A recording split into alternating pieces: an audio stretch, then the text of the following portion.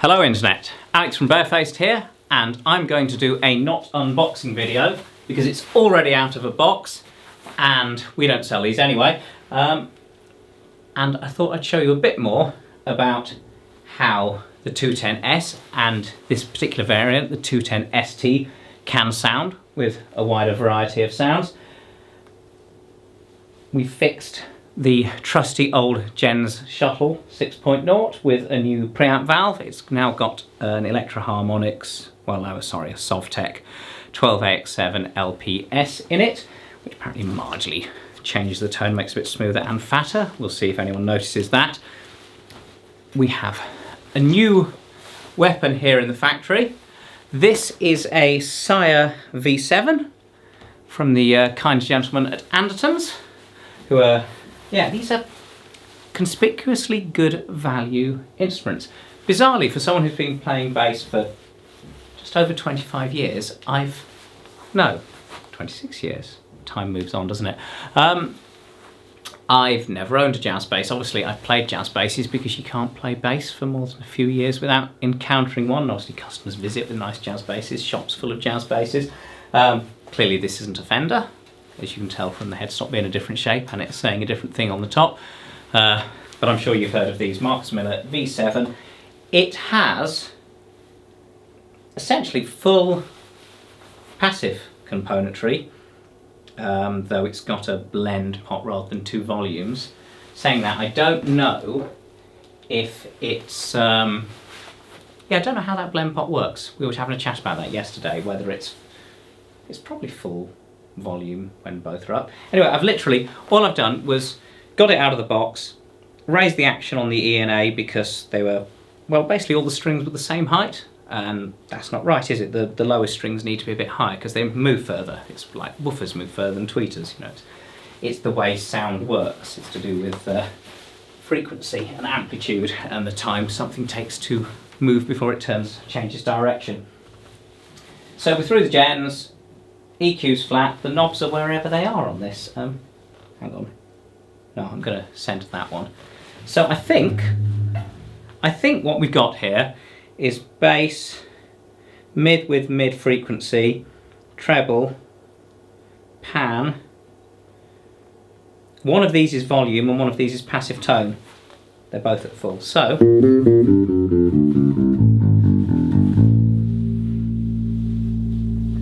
and that's tweeter all the way down, I think.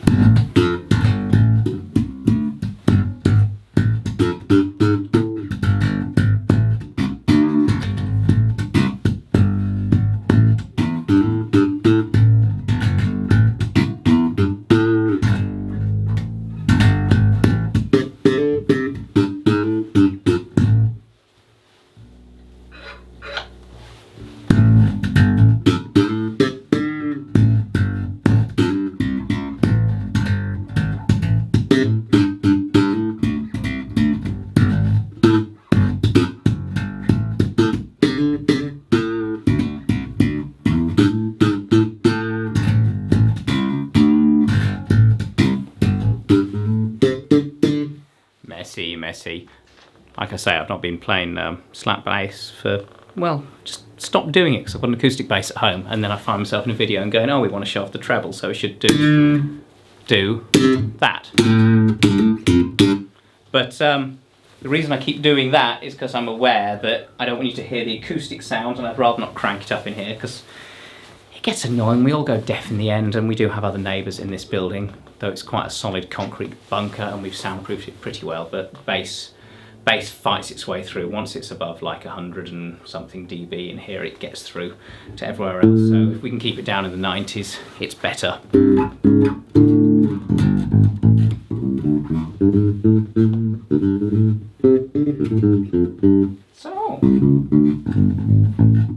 So let's see what these, so hang on, what does that switch do?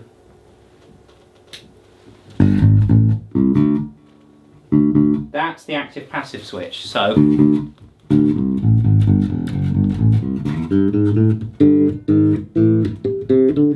now I guess let's pan.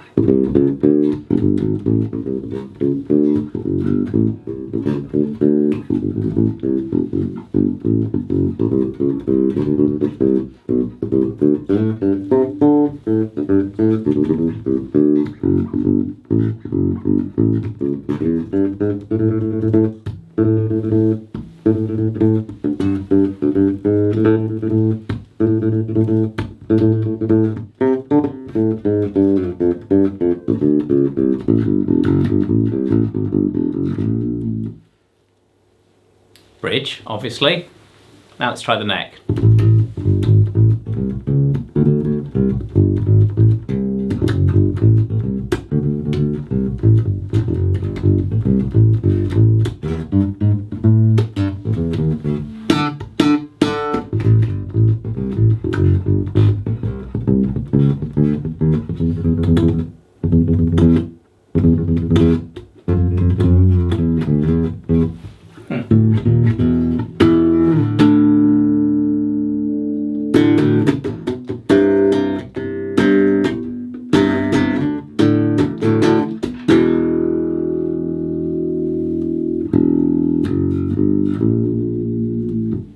Slightly buzzy nut slot, need to sort that out.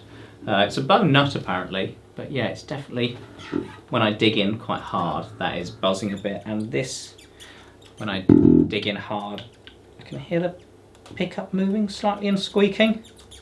Sort that out, but still, lovely finish. Neck's good, sounding good so far, isn't it? Let's turn active on. Oh, that's all the bass. That's all the bass gone. Back to middle.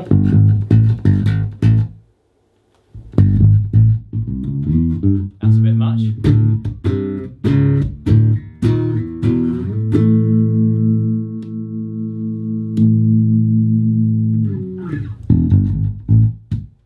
Oh, let's try boosting it so you can hear it. So, I think this has come with, I think they're stainless steel round ones. They feel more stainless than nickel-y. So that must be the treble knob. So let's bring the treble up, say halfway. Let's bring the bass up a notch. Leave it on middle because that's kind of slaptastic. And let's see. I'll face away to minimise the slappy annoyance in the camera.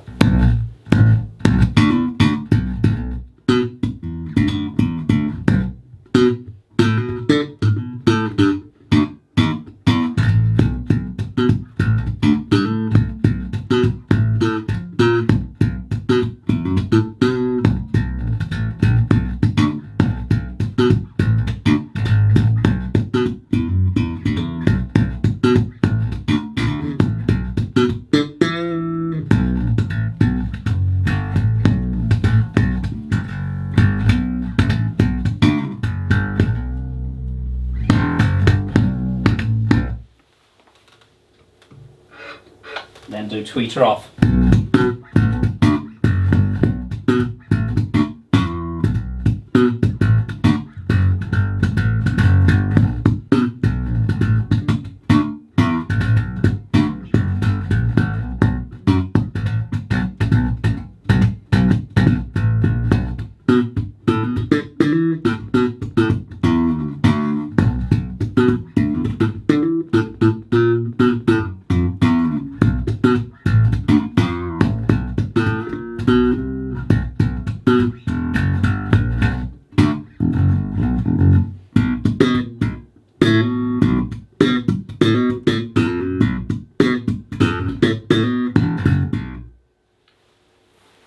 Funnily enough, you'll probably all disagree with me. I prefer slap sounds with tweeters off to tweeters on, and I prefer fingerstyle sounds with tweeters up so I can do more chordal stuff. But I think that's the opposite of what like everyone else wants. So that's just me. I like those old school, old Larry Graham sounds as opposed to more recent ones. I like it to be thumping and plucking, not twangy slapping, but yeah. That's just me. I appreciate the rest of you disagree. What was I doing? Oh, I know. I've turned it to halfway.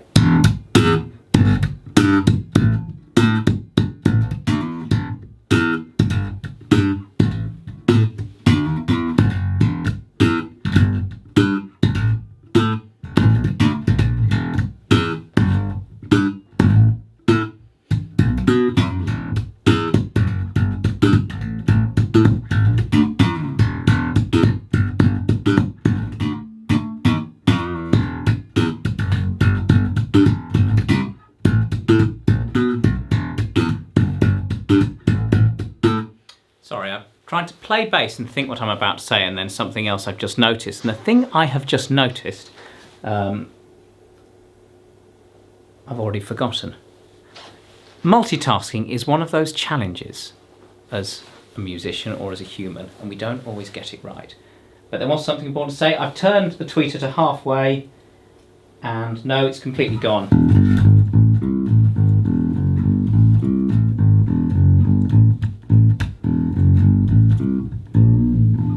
Oh, that was it, neck. I noticed it as I was playing.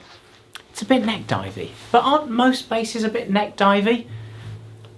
I wonder if that's a trend that's been exacerbated by people wanting instruments to be lighter than they have been in the past. I mean, I don't think instruments were that heavy if you go back far enough, but they seem to get heavier. There's a lot of really heavy 70s basses and guitars, and then people started making a fuss.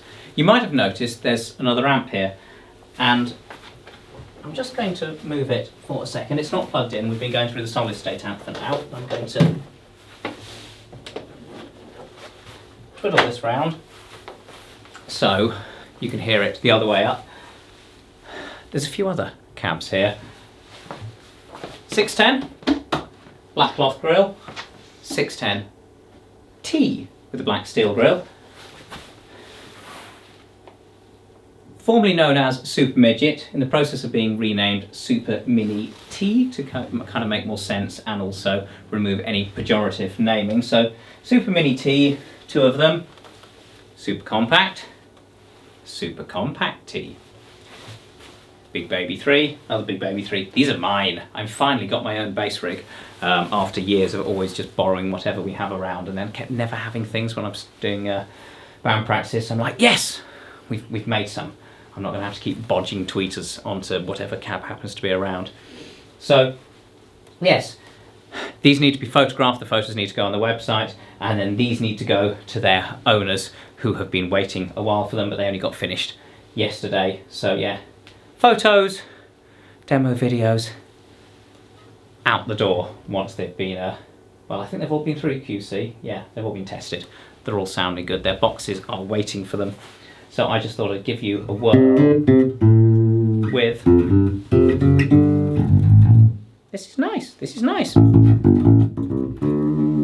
Perversely, one of the reasons I've never owned a jazz bass is quite a lot of the bassists I really like play jazz basses, and it's that bizarre desire to avoid copying what's come before, because I like to do original music. So I love John Paul Jones's playing, I love Jacko's playing, I love Family Man's playing, I love Larry Graham's playing. So that's four of my big influences on bass. What did Geezer Butler play? Because I channel that Geezer vibe. What did Geezer play? Was he always precisions? Was he other stuff? I don't know, tell me. Tell me what Geezer Butler generally played, because when I'm getting heavy, you know, I like taking that sort of geezery approach.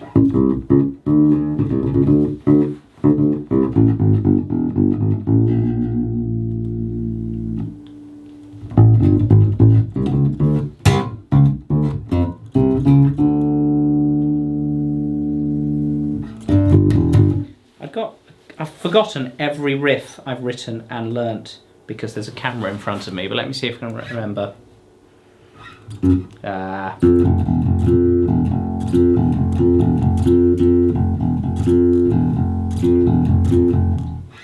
One thing I haven't done is check the intonation on this, and something's feeling a bit out loud right now, but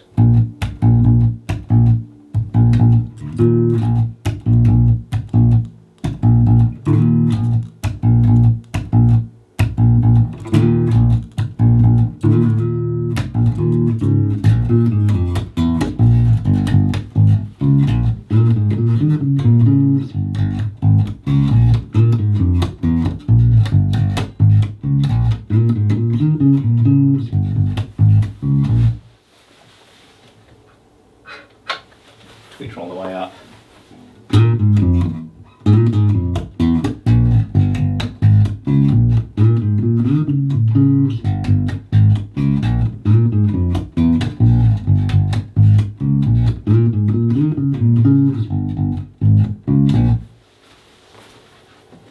So that first one was tweeter halfway up, that was all the way up, and now this is tweeter down.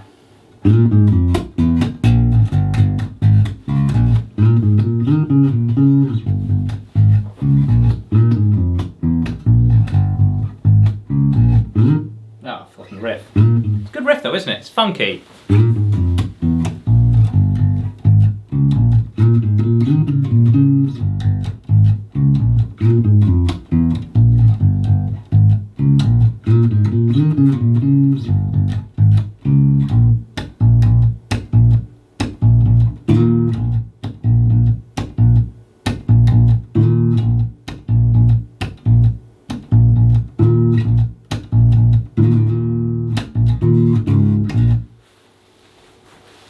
I think that's enough. I've been rambling on, though not playing Ramble On, sadly. That'd be a good one, wouldn't it? So that was the 210ST with the tweeter in various states, with a little bit of EQ tweakery from this, well, sorry, that's the light I've just banged into, from this Sire V7 that arrived here yesterday, which I'd literally never played. Well, I'd never plugged in before. I noodled around on it a bit yesterday, which apart from that minor detail of a squeak when that pickup moves, so I need to just, I think it's just that the pickup screws need adjusting, and that nut slot issue there is well, for any price that would be, apart from that, this is nice. Well done, nice bass if you want a jazz bassy sort of thing, and it appears to sound nice, and that's hit through the 210ST vertical, horizontal, amp set flat, and me talking. You probably noticed there was a Selmer. It's a Selmer Treble Bass. So, Treble N Bass. Shall I give that a go? Make another video? Seems like a good idea. Guitar videos to come. We were chatting and saying we must do a guitar video a week because the guitar cabs are very cool, increasingly popular, and there's a lot to demo because there's so many different options. So shout out guitar people if you've reached the end of a bass video. Pretty unlikely. If you're a bassist and have reached the end of this, tell the guitarists you know to tell us what they'd like to hear, because we've got loads of different Celestion drivers here, quite a lot of guitar cabs, but generally we don't hold stock of anything. Things get ordered, get made, and go out the door, like is happening here. Literally, there's my cabs there, and there's a couple of guitar cabs, 3 guitar cabs back there, and then the rest is, again, on its way. 2 people just having a little pause here in our demo room. So, thank you. I've been Alex from Barefaced, and I'd have done this better if I hadn't been woken up in the early hours of the morning by a small child, but that's what small children do. So anyway, I will see you next time. Goodbye.